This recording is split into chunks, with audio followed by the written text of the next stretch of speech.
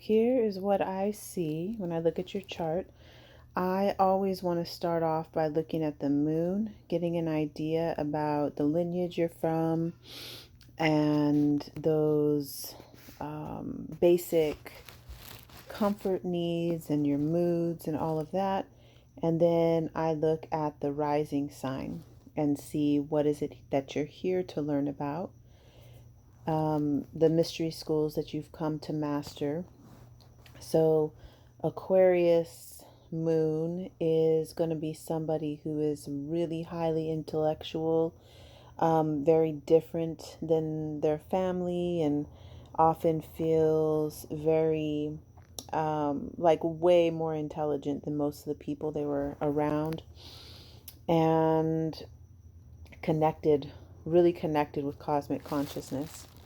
And then for the rising sign, though, you're here exploring the mysteries of Cancer, which has to do with healing, empathy, nurturing home and family, and raising what is young and growing until their fulfillment, until their development.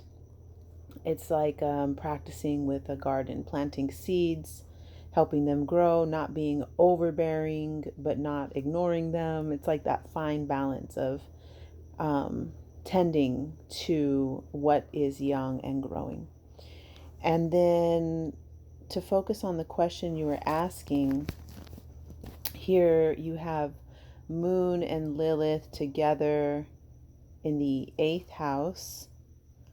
And then what I wanted to look at was the alignments, because these shapes tell us a lot about the intention of the planet. So I would include the Sun Mars conjunction, which Sun Mars conjunction is a whole thing in of itself, because this is a phase in the Mars cycle where Mars has just become gone into the glare of the sun, being burnt out. It's like a death and rebirth process, and you have that in the sign of Gemini. And now it makes sense about when I'm on the lives and you're just like chatting away, but you got like really good stuff to say. Sometimes people be like trolly, just saying shit, but that's not you. Like, you are saying a lot of things, Gemini Mars, but it's very accurate. There's a direction. I can tell that you know your stuff. This includes, because of this I'm not saying it's because of this, but you do have this harmonious alignment with Sun and Mars in harmonious connection with Moon and Black Moon Lilith. Okay, so now we can look at Black Moon Lilith with the moon in the 8th house. So this, I would say, I would be curious about your relationship with your mother. Was she jealous of you? Maybe not your mother necessarily, but motherly figures. It could even be like motherly figures in our family when we're little. Could be like elder sisters, aunties, anybody who had a motherly or like that woman, feminine authority figure in our lives. So with Lilith and Moon being close together, I would be looking at that. Like if I was reading for you, I would be asking you that, and then maybe it's not jealousy, maybe it is a violation that gives you a feeling of, this tension between trauma and rage, that the tension between those things causes us to act in certain ways, either avoidant of physical intimacy, and I'm saying that because it's in the 8th house and because it's with the moon, avoidant, or also like going hard on being extra, like extra sexualized. Again, eighth house with the moon, extra sexualized. There could also be like sexual trauma, sexual abuse with that moon Lilith conjunction. And then what's coming to me is like anger, outrage, fiery emotions related to sexuality, related also to investment money. And I know, like, in a lot of families that I know, people who I've read for and people in my life, investment money is not a thing, and like inheritance and all that is not a thing, but it can be in the sense of inherited from our lineage, like the gifts that I'll use myself here as this example. Like, no, I didn't get inheritance as far as like money, but I feel really deeply, richly resourced with my connection to plants and herbs, and this I consider to be an inheritance from my ancestors. So that can be something also with that Lilith moon in the eighth house. So connecting in with what you've inherited from your lineage. And it also can be inheritance money. Like, we ain't dead yet. Somebody's got to have some money to leave to us. We'll see. You never know. You never know. That was my dog, not me. All right, so also that connecting in with your Lilith story, with your emotions, because Lilith for you and your emotions are like one thing. Connecting in with that can also really empower your creative energy, eighth house, vitality, your work with mysticism, shamanism, doula, death doula, birth doula, connecting in with your fierce sovereignty and sensuality, and whatever it is that gets you that Lilith feeling of okay, so hold on, let me finish this sentence. That can also really help you a lot with your work with energy and with shamanism and doing any kind of like magic, ritual work, ceremonies, all of that kind of stuff, because it's in the eighth house.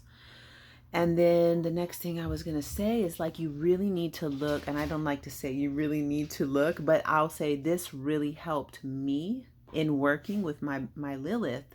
Was I read every book that's out there on Lilith, and maybe not every, I read like 5 books, and this was between 2018 2019. I was doing Lilith work, specifically focusing on Lilith. I read these read these books and got very familiar with Lilith's story, and then just looked at how that story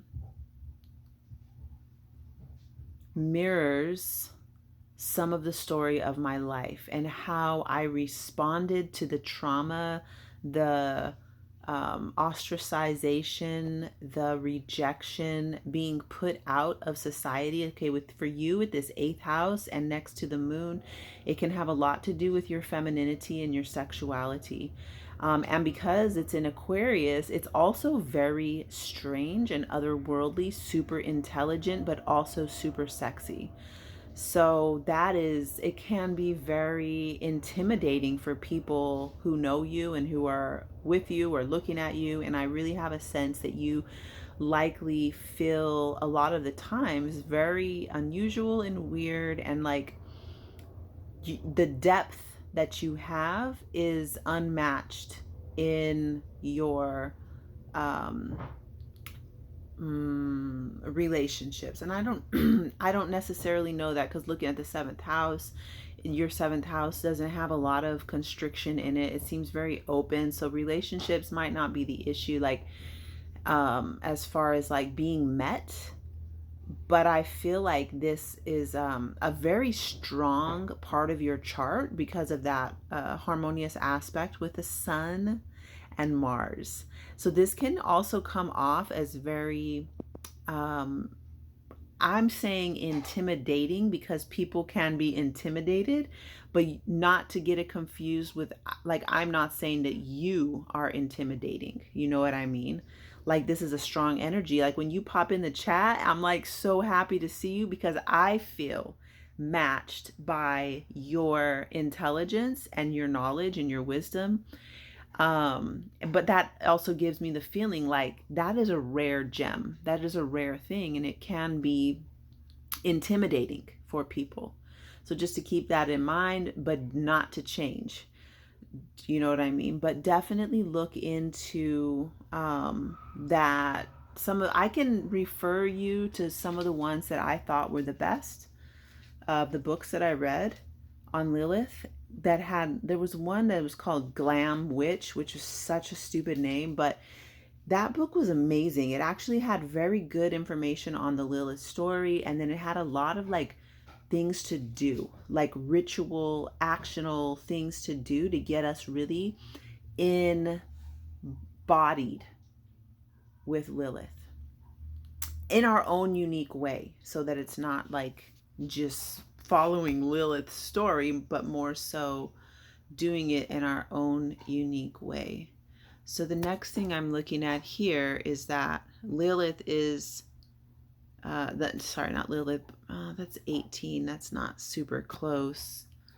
So it's kind of just looking at that Mercury, but I don't know that I'd count it. It's 4 degrees away from the moon, but pretty far away from being 90 degree with Lilith. But again, what you really want to do is like look at what is the intentions of this chart. Overall, what we do is go to the rising sign. That's the mystery that you're here to rise into mastery of the Cancerian mysteries.